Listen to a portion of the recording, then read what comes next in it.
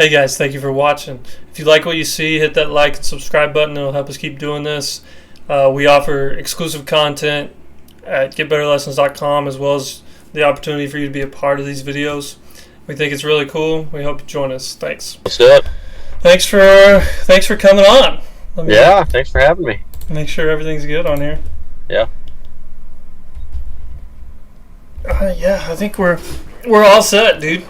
Okay. So the plan is just to talk, man. I want people to get to know you first. Okay. So, tell people kind of who you are and.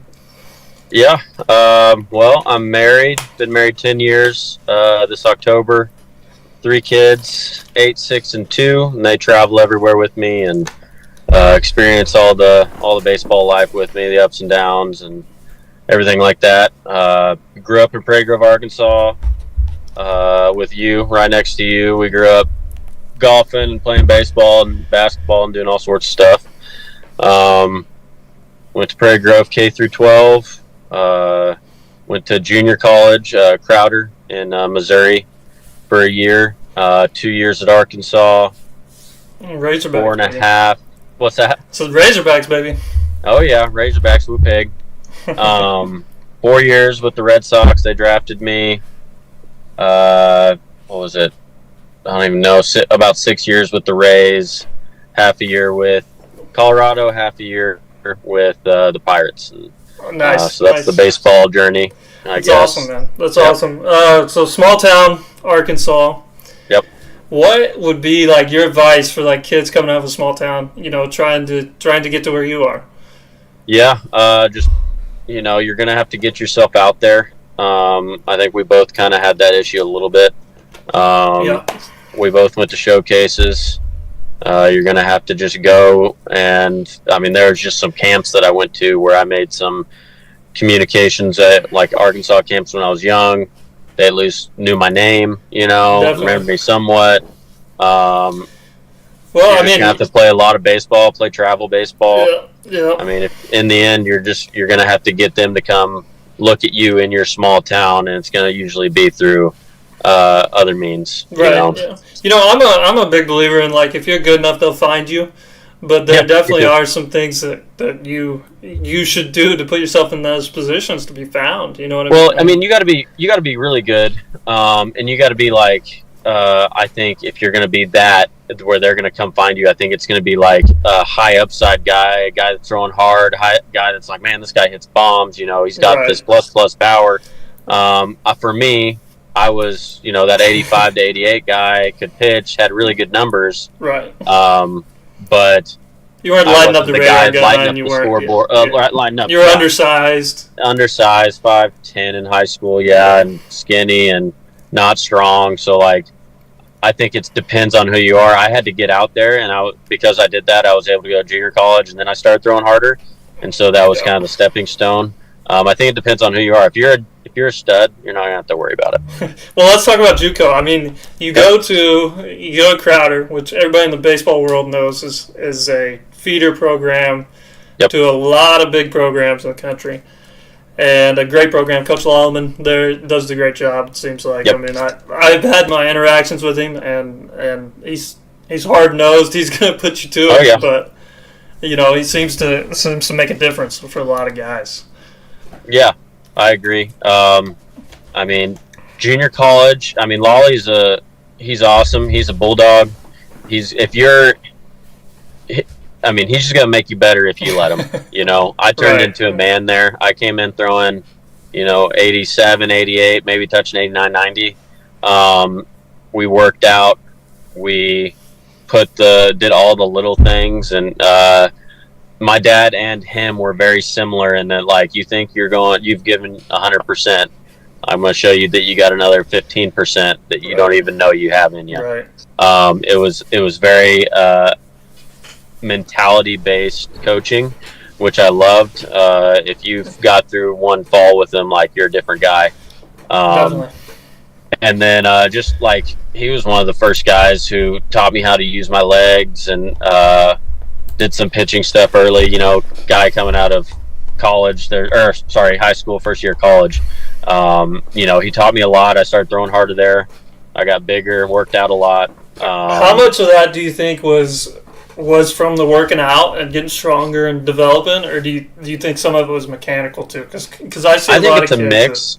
I think it's a mix. I think a lot of it was I grew a lot. I went from probably 165 pounds, 160 out of high school to 190 my freshman year. Yeah. So that's a big jump.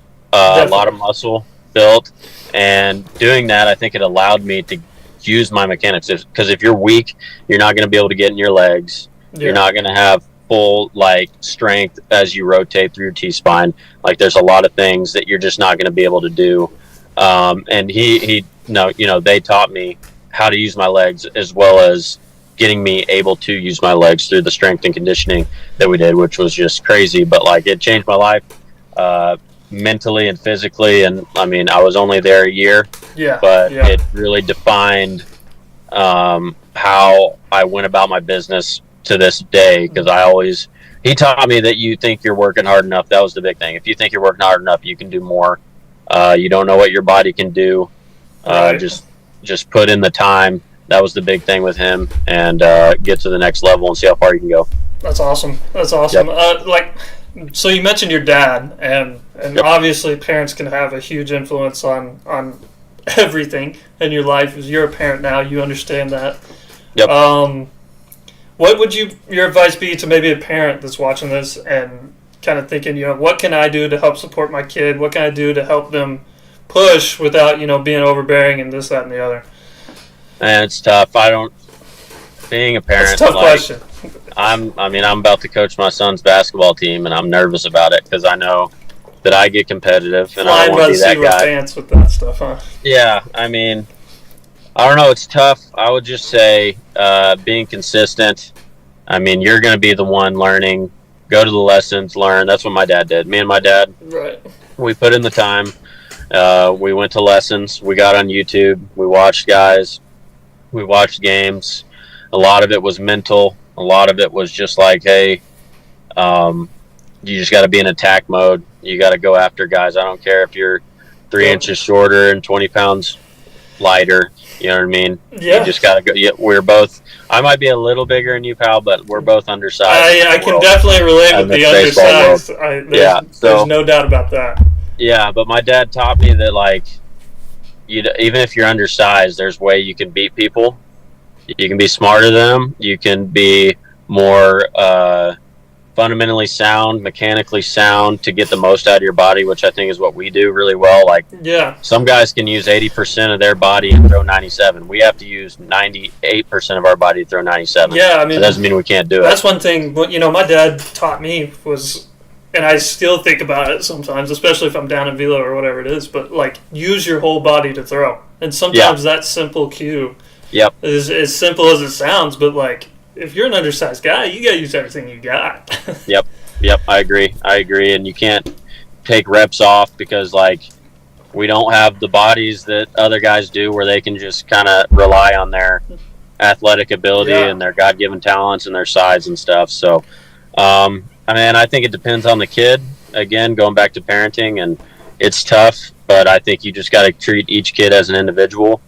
They're each going to have different, right? Yeah, they're going to have different strengths and weaknesses. You might have one that's an absolute bulldog, but he's arrogant and he's cocky and thinks he can do it all by himself. And then you got one who might be timid, but he's got all the makings of whatever. That was me. I was more timid, and my dad was like, "You got to turn yourself when you're out on the mountain. You got to turn yourself into a different guy." And I figured that out after a while. But I think it depends on the kid. Be consistent. Get to know your one kid. Thing you always did, and watching you is you always competed, no matter what the situation, no matter where you were, whether it was high school, junior college, the major leagues. It seemed like that was always something that stayed consistent. It didn't matter. It didn't matter what game you were in. It didn't matter, for these kids in high school that are doing this, that, and the other, and they're going travel team baseball. They're going back to their high school. And maybe the competition isn't the same, and they compete to their level. I never saw you do that, not once. What do you think? What do you think that mentality is? That just I'm going at it. It doesn't matter. This is a game. I'm trying to win, or is it something else? I think it's I think me and you are very similar in this, that we are naturally very competitive. with whatever. I don't know how to take a rep off. I don't know, like if it's in a game situation of any kind of game, I don't really take a rep off, and I get obsessed a little bit, which I think is important. If you're not a competitive person, it's probably not going to work out very well. You got to want to win, and you got to have like just an absolute need to beat a guy. If you're playing golf or basketball or whatever, you got to just. I mean, I played Monopoly, and I make my wife mad. I can relate. It doesn't matter what it is. I think it's just. I think some people. I'm just obsessive a little bit with winning, and I can't take a pitch off. It doesn't matter where I'm at. We pitched a couple years ago. We pitched against some high school kids. Yeah. You know what I mean? And it could have just been like whatever, but like every time they foul tipped the ball, I was like, gosh, dang it, that's I can't stand that. It's like, man, I gotta get better, and it doesn't matter what it is or who you're facing. That is what it is with highly competitive guys and guys that make it. Whatever the number it is, 20-something thousand people ever have made it to the big leagues for even a cup of coffee. Yep. So you're talking about like the elite of the elite, and I really think for a lot of kids, it's just about being the best you can be, and whether that's like junior college or Division II or D1 or mid-major or making it to pro ball and not make it to the big leagues, whatever it is, you just want to be the best that you can be, and by doing what you're talking about, competing every single pitch, whether you're facing competition way below you or guys that are a lot better, It doesn't matter. I would say, like, for me, I never had like this big goal of like making it to the big leagues necessarily. I was always very concentrated on what's my next step to keep playing, and it was always like in high school I was like, I want to get into college, and when I got to junior college I was like, I want to go to Arkansas, and when I got to Arkansas I was like, I want to go professional, and then I was like, every stop I want to get to AA, I want to get to AAA, got to the big leagues, I'll make it to 1 year, make it to 2 years, make it to 3 years. Don't set your goals too big. That never worked for me. Look at the next step. What can you do right now? Yeah, this pitch. It's like the mentality on the mound. It's like pretty much. You can't worry about what's happened before or after. It's all about that pitch. And once it leaves your hands, it's over. I mean, I think a lot of kids can kind of learn from that, especially because I know I personally held on to a lot of stuff. Let one pitch lead to another early in my career, especially. And I mean, it's hard. How do you think you can teach a kid? Like, hey, don't hold on to that. You got to make the next pitch. Man, it's tough. Really, it's just you got to experience it. I mean, and some hurt worse than others. I've made a lot of, I've given up a lot of games in my baseball career, not just professional. You know what I mean? I've screwed up a lot of games. State championship, one of the ones that hurts the most. You know what I mean? I mean, that one hurt. That was the game-winning hit on me. You know what I mean? Just stuff like that. But, like, what are you going to do? Are you going to let it define you, I guess? You just got to have some mental discipline where it's just like, what can I do? I think you stay in the moment, right? Justin Sua, who was my mental skills coach with the Rays and with the Red Sox, was always like, your mind can only be in one of the three, either the past, the present, or the future. If you're looking at the future, you're going to be worried about it. If you're going to be looking at the past, it's going to be dragging you down, not letting you make good decisions in the present. Like, if you can just stay in the present, ask your questions, what can I do now? What can I do right now to affect the situation I'm in? What's the right decision? I think that's the best way to get by or get past. Definitely. Just getting by one pitch at a time, Yeah. I mean, I think that's big for a lot of kids here and a lot of coaches to be able to teach. But I mean, like you said, you can't be in both. You can't be in all three. You can't be. No, you can't. It's a fine line sometimes because it's easy to think, that pitch, or okay, if I strike this guy out, we're gonna win. Whatever it is, even if it's that simple. Yep. But it's like, I don't know. To me, I feel like that may be the biggest part of the game once you get to a certain point and what separates guys. Because when you get to the upper levels of the minor leagues especially, everybody there is talented. Yeah. Everybody there has enough talent to pitch in the big leagues or hit the big leagues. It's the guys that can separate themselves mentally and do it day after day after day that really, get there and stay there. I agree with that, absolutely. I mean, That's my observation anyway. It's like these guys that get there and they stay there, they're super consistent. They're consistent in their work. They're consistent how they show up in their mentality every day. Yep. I guess let's move back on to let's go to your time at Arkansas. Yep. How was that? You were with Coach Jordan, Coach Van Horn, obviously still there as a legend. Yep. What was that like? I mean, playing for your Razorbacks, you grew up in Arkansas. What was that like? It was awesome, man. I mean, I got there as a sophomore, just wanting to carve out some playing time, really. We were stacked that year, pre-ranked number 1 in the nation. You know, I had Stanek and Barrett Aston and Fant and Colby Sugg, and we can just go on down the line pitching wise. So I was just trying to carve some role out. You know what I mean? I don't even know. I mean, there were so many guys that were so good. We had 13 guys drafted that year, something crazy. Man, it was awesome though. Pre-ranked number 1, came into the season, just feeling really good. Never really got it rolling. We were good, but not crazy my sophomore year or junior year. We were just solid, which was disappointing, but it was awesome. I mean, it was a dream come true to play for them, play at Baum, play at Van Horn, play for Van Horn, play for Jordan. I mean, they were awesome. I'm still in touch with them. I mean, Van Horn's a legend. Jordan had some of the best pitching staffs, and he had, in my opinion, the best pitching staff that year in college baseball history. We had, I think, the lowest ERA, team ERA. The stats would say probably so.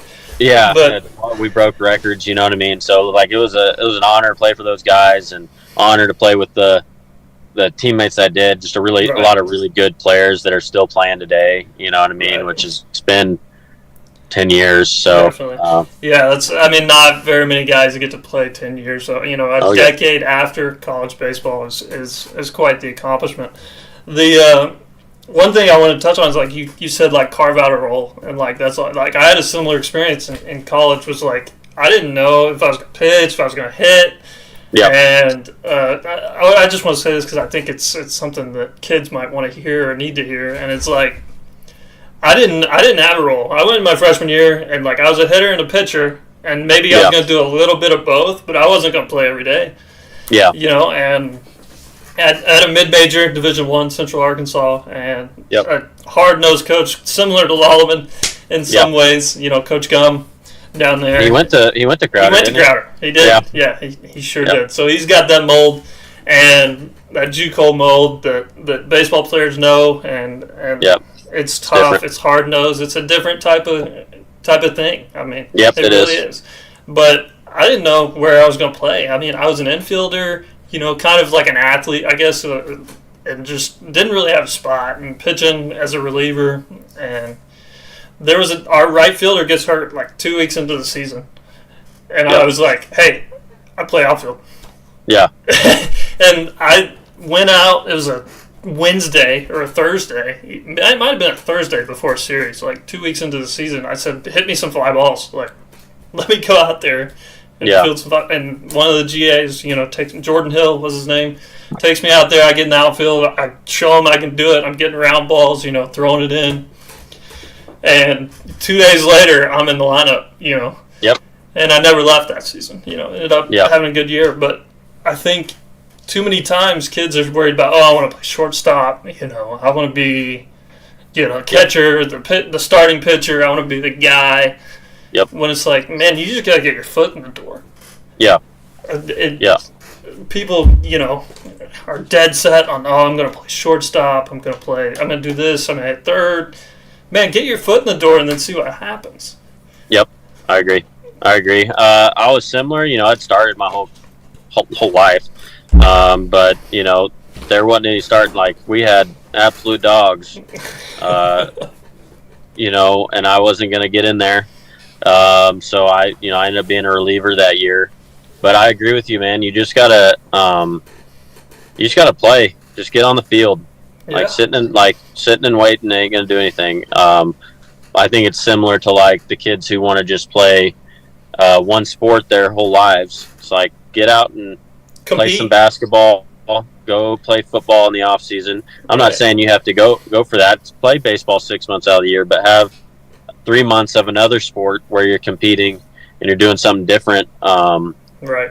And then you can have a 3-month off season getting ready for baseball again. Like, that's very similar to what we do. But get out there and compete, and like, especially as a young kid, just like be on the field as much as possible, whatever field that is. Definitely, it doesn't matter. Yeah. I think, and that goes back to what we were talking about earlier with velocity.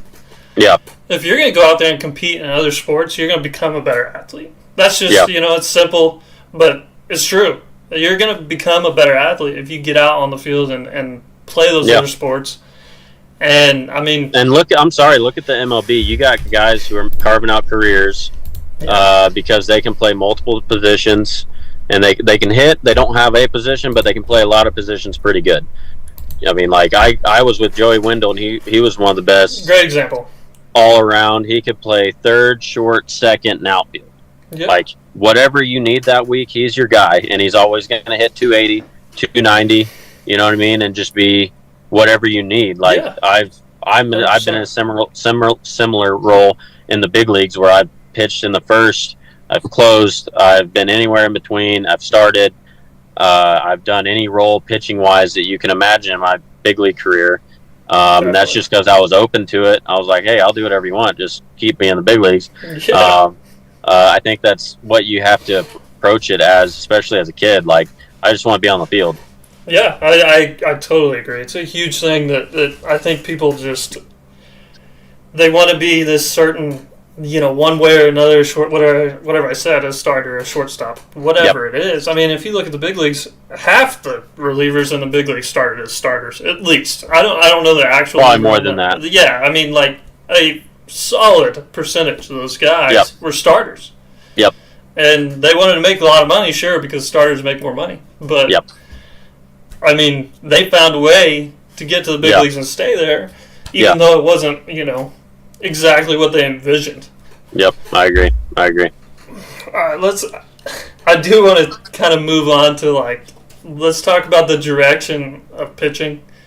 Yep. And so much over the last few years, people that know baseball know this, and some people listening might not, but it's gone so analytical. Mm-hmm. And people don't really understand, I don't think, from talking with other people that aren't in it every day the way we are. Yep. Is like how to use those numbers. Yep. What's your take on the analytics side? I mean, you were with Snyder, one of the best in the big leagues. Yep. And kind of, I would say, deciphering and using. The Rays seem to find a way. Every time they get a guy in, you're like, well, here he goes. He's going to have a 2 in the big leagues. It's like, how did that happen? Yep. So I would like some insight personally for me, and I think everybody else would like to know, how are they using these numbers that are available now?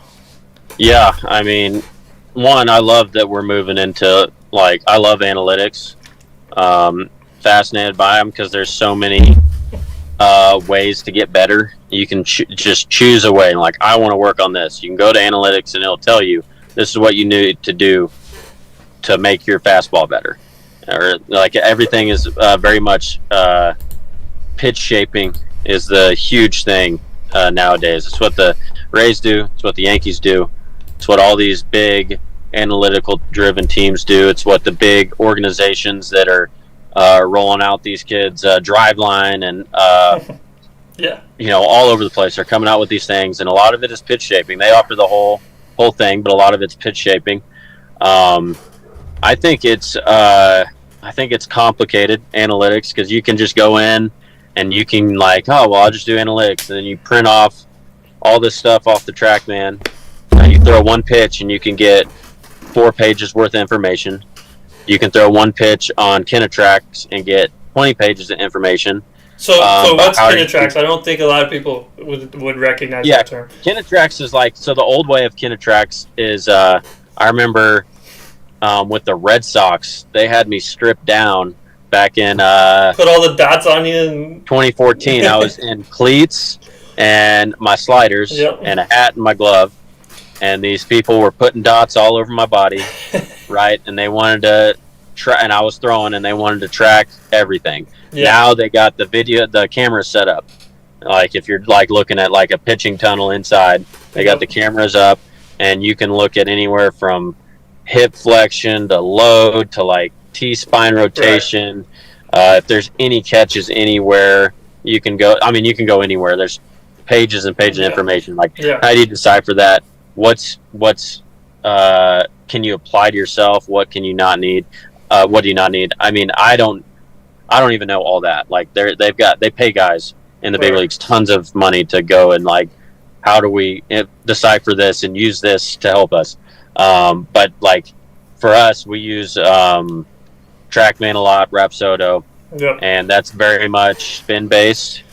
There's a little bit of arm angle, arm slot, whether you're under the ball, approach angle, that kind of stuff. But the main thing everybody uses, I would think, as kids, if you're talking to kids or younger adults or whatever, it's going to be the pitch shape. How can you get carry on the ball? With the Rays, they look for outliers. Sorry, this is a long answer. No, I like it. Super complicated. It's good. They look. I think the big thing that they do is they look for outlier pitches. That's what they do. So they're like, the guys that you're saying, like, oh, well, this guy's stunk for 2 years with this team. They get picked up by the Rays. All of a sudden, they have a 2. The Rays go get guys that they think is being underutilized, or a pitch that's being underutilized, and they say, hey, if he throws this more and we add 2 inches here on his heater and 2 inches here on his changeup, he becomes a dude. You know what I mean? If we can just find 2 inches and tell him to throw this more and mentally get his game right, like, he's going to be a dog. And they did that. I mean, they've turned relievers. You talk about starters to relievers. They turn relievers into starters over there. Oh yeah, it's and incredible. Sign them to big contracts. That's what they do. It really is. It's incredible what they've done over there. Yep. And Snyder's the man. He knows what he's doing. I've only heard good things. He applies it as well as anybody. He puts together. There's a lot of teams struggle getting from analytics to pitching because it's still you got to be able to still pitch in the big leagues. Anywhere you got to still be able to pitch. But analytics is a tool, and it can overwhelm you if you don't know how to apply it. And I think the Rays, in my experience, have done it, and Pittsburgh did it really well of applying analytics to help you get better, but not overwhelming you. Right. But the Rays are just great at shape shift or pitch shaping, and just like your hand needs to be here, just a tad. Why don't you try getting around this just a minute longer? You know what I mean? That's what they're best at. So they just tweak and tweak and tweak until you're a dude. Right. They're really good at identifying. This could become this if we can just get him here. Yep. And being and that's one thing. And then another thing is like, how do we teach that? Yeah. To this guy. Yeah. How do we make it make sense to him? Right. Because these guys that are a lot smarter than me, I mean, they understand. Okay, well, we need to get this angle. The spin axis of the baseball to be turned to here on whatever it is. A slider, a changeup, a fastball. How do I convey that to him? And, hey, you need to change your wrist angle this much. Or whatever it is. But I think for coaches and players that are trying to decipher these types of information, and, if maybe they get a TrackMan thrown at them, and like, hey, these are your TrackMan numbers, what do you think they should look for as far as, like, I guess when they're working on pitch shapes and this, that, and the other, like, what should be their main goal? When they're working on TrackMan, say a high school kid, what should be their main goal as far as shaping their pitches the way they want, making their fastball do what they want? Like, I have a hard time, like, telling people, like, hey, what exactly you should look for. That's a tough question. It depends on the kid. I would say in general, if you throw a four-seam fastball, you're trying to get that vert movement higher with the max velo. You're wanting to match up velo and movement away from the pretty much 11 to 12 inch line. So if you're a changeup guy, you got changeup, you're trying to get the horizontal away from that. You're trying to get it either under or over the 10 inch line, in my opinion, as far as you can with the best velo you can. That's the simplest way to do it. You don't want to sacrifice velo necessarily for movement. You want to find a way to get movement without sacrificing velo, and that's where the spin axis comes in. Right. I mean, it's tough. It's hard for me to just explain it without having a big hour-long, this is what this is, this is what this is. Right. But I would say don't just start chasing movement necessarily. I think velo is going to be big. And just getting, you're going to throw whatever off speed. You're going to try to get as much movement on your heater at as hard as you can and throw your off speed pitches. I'm guessing a lot of kids are going to be throwing like gyro sliders and curve balls. They're not going to be throwing sweepers. Too many is what I'm thinking. But get your gyro down in the 0-0 range. 0 vert, 0 horizontal, if that makes sense. Right. And just spread them out and throw them hard. That's awesome. What? So, I mean, I don't know. I gotta update this, upgrade our Zoom here to a different thing. That's what I've been working on because we need more time, man. Okay. We're just getting started. started. Is it gonna shut us off? I hope not. Okay. We'll see here. It's telling me I got 7 minutes to upgrade. That's lame. Is it me? No, it's me. Okay, good. I just gotta log in here somehow. Sign in. See if I can remember my password. No chance here. This will be interesting. Yep. I'm gonna try this one. I didn't know I had to upgrade my Zoom so we could talk for longer. What's it? Just maxed out? Yeah, I guess it's only 30 minutes. Hey, we're learning as we go here. That's fair. This is number 1. Let's take one. Well, I think it's going well. Yeah. I was gonna move on to something else. I can't remember. I lost my train of thought here as I'm trying to. But thank you guys for joining in. Sorry, we're taking a little break right now. Yep. Okay. So we do have a question.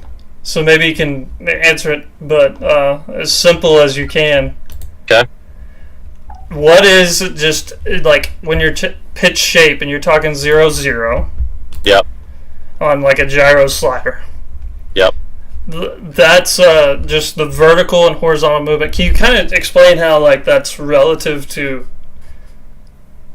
I mean, it's off of what the pitch is supposed to do, right? Like, yep. So how the spin changes the pitch. So can you kind of explain that a little bit? Like as in like how it comes off the fastball? Like what when they're chasing pitch shape, what would be the thing you're looking for most as far as like what those numbers mean? Okay, we got unlimited minutes. Nice. Nice. Mine just a second. Mine just popped up too. What does it say? It just said you upgraded. Okay. All right, we upgraded. So anyway, what I'm trying to get at is like when they're deciphering these numbers in pitch shape, what exactly does vertical movement and horizontal movement mean? Yeah. Okay. So there's a expected batter's eye. Like let's imagine you're the hitter, and a kid throws a fastball, and he expects it to come in at his belt, right? You throw a four-seam fastball, it's coming at his belt, and most kids would be at 13 inches, 13 to 15.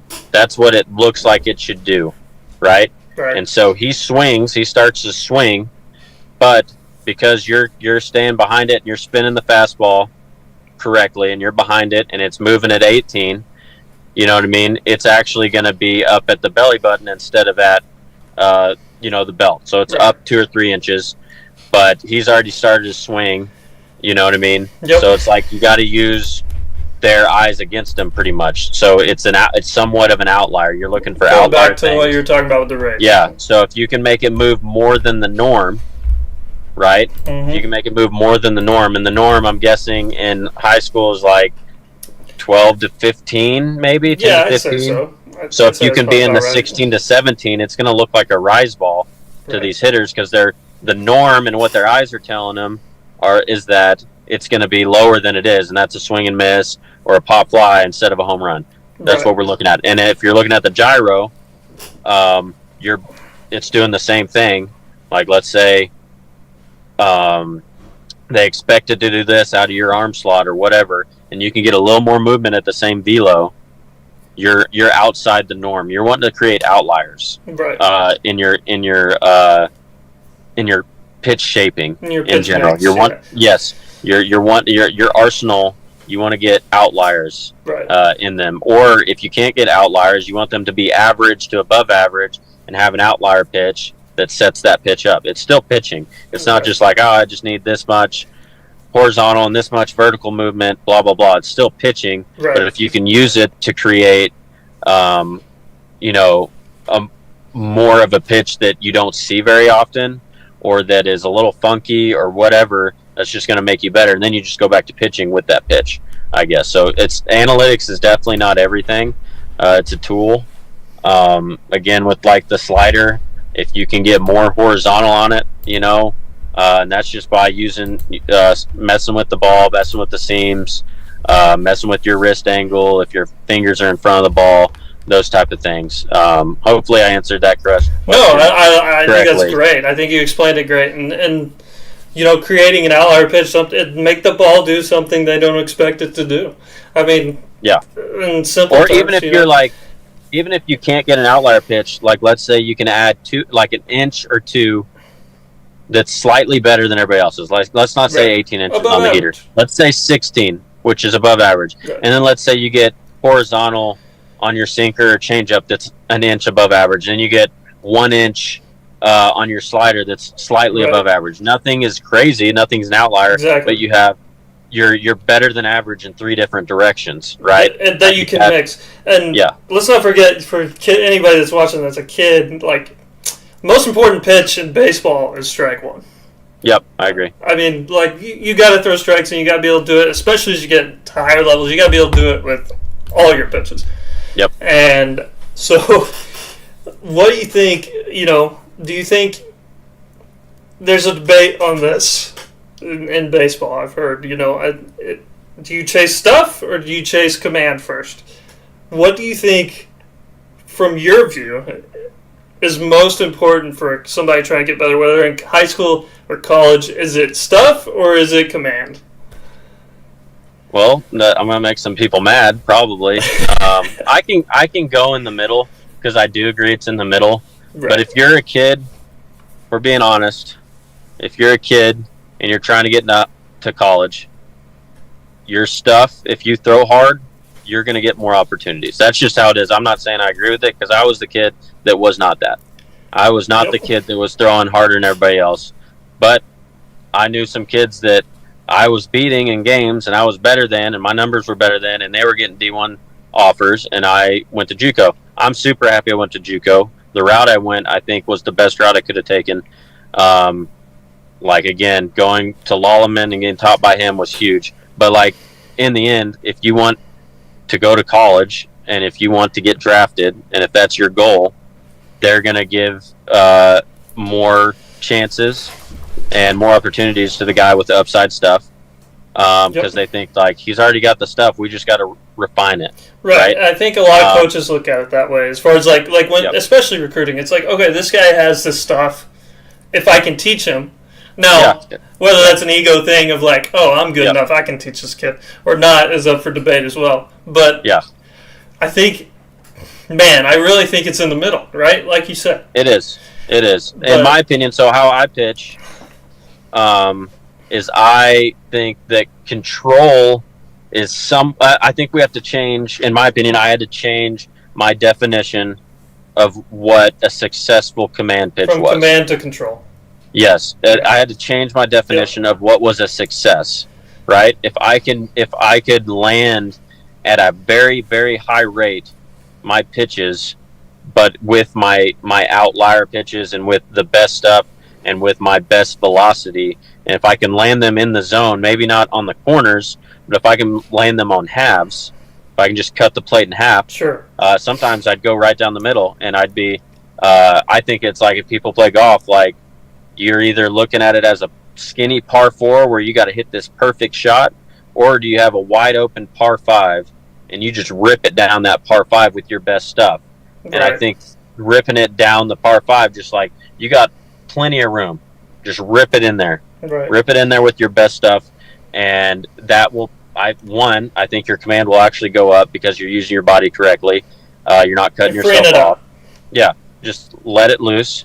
2, I mean, like you said, most important pitch is getting ahead. Strike 1.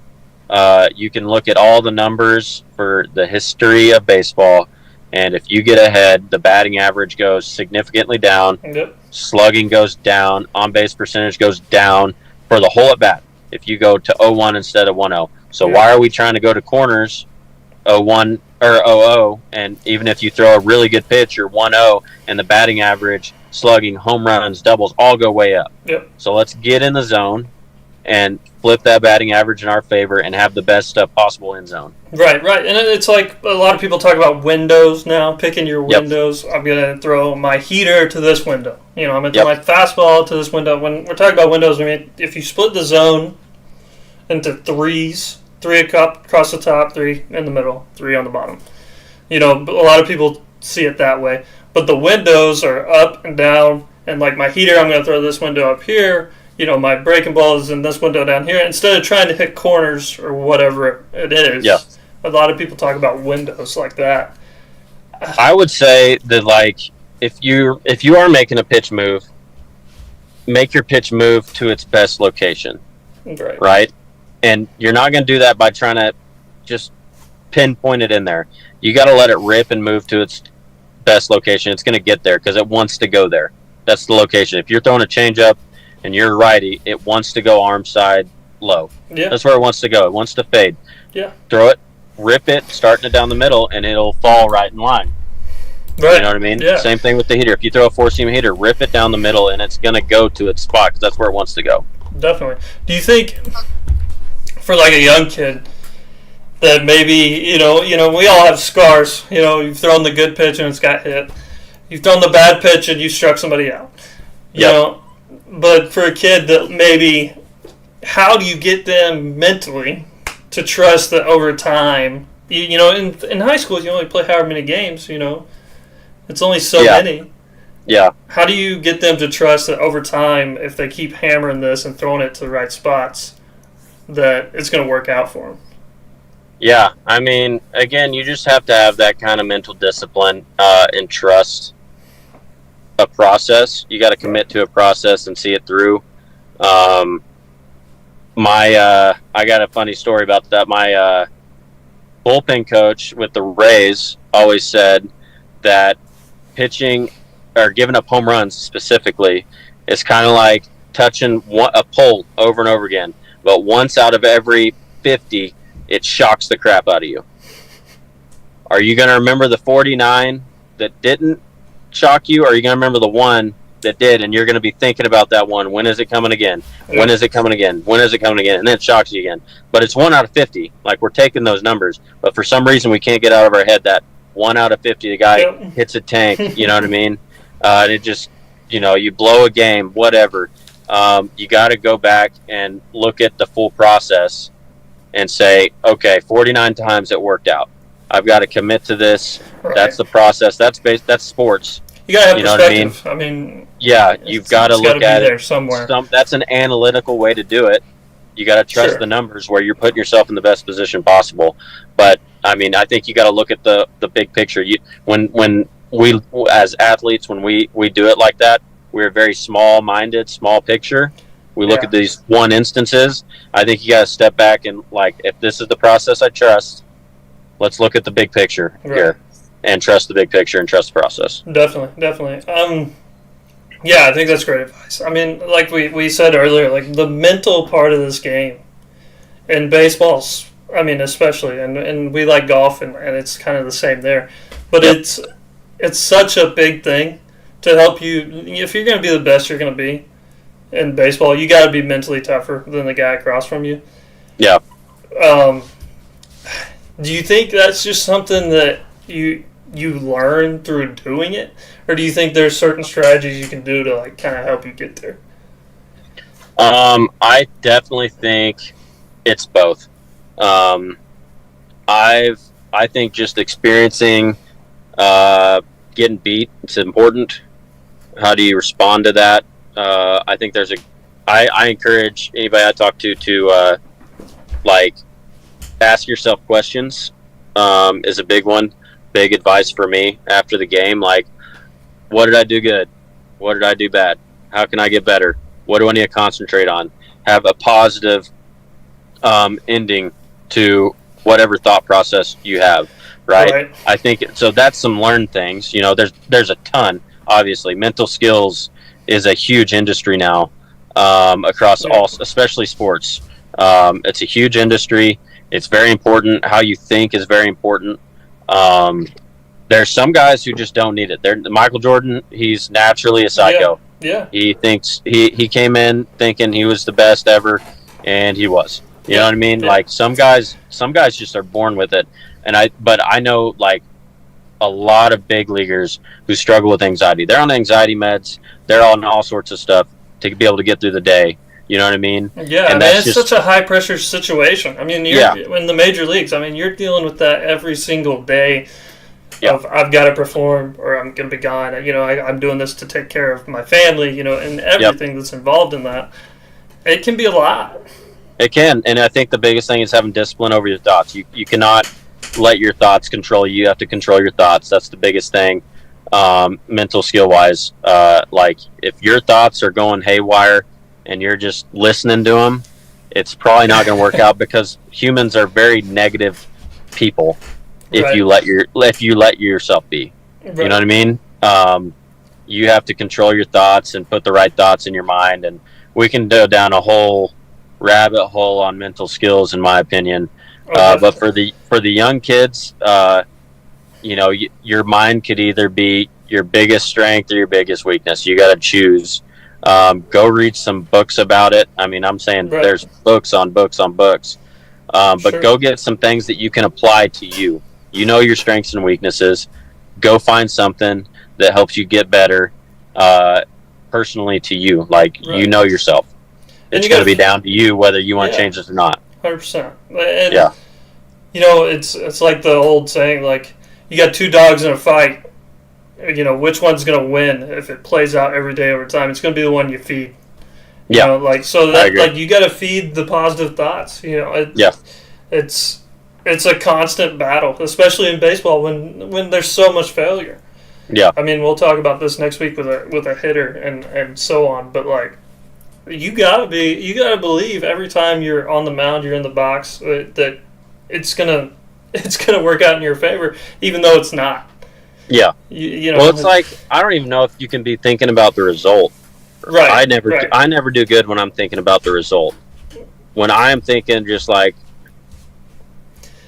Yeah, I guess that wasn't the best way, but more like you have to believe in yourself. Yeah, absolutely. You know? You're going out there, and you're just going to... I always go out there, I'm like, all right, let's see what happens here.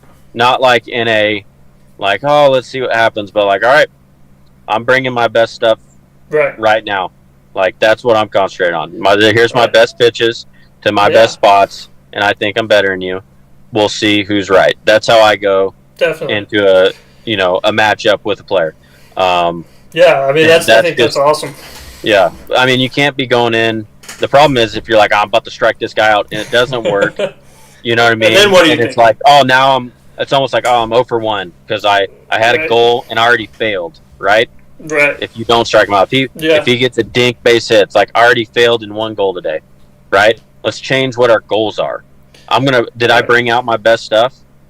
Then, yeah, I did. Then there's a goal that's done, right? Yeah. And that's a life lesson, too. I mean, like, you're going to fail in life. You're going to do things that don't work out. And like, how you see it and perceive it is everything. I mean, it's That's just, I mean, it's just huge. It's mental skills in every aspect of your life, having perspective, being able to be in the moment, whatever it is, I think is a great lesson for kids or just anybody watching this.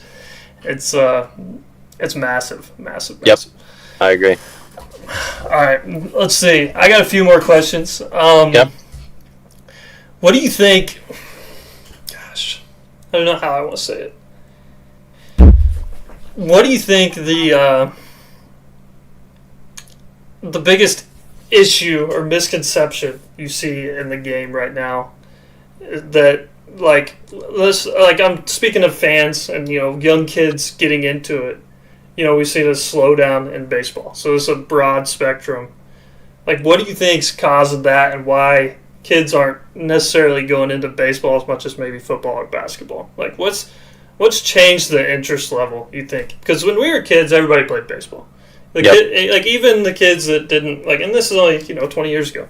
Yeah. Like, even the kids that didn't play in high school or whatever, they played in the Prairie Grove, Arkansas Rec League, or whatever it was. Like, what do you think's changed now that not as many kids are getting into it?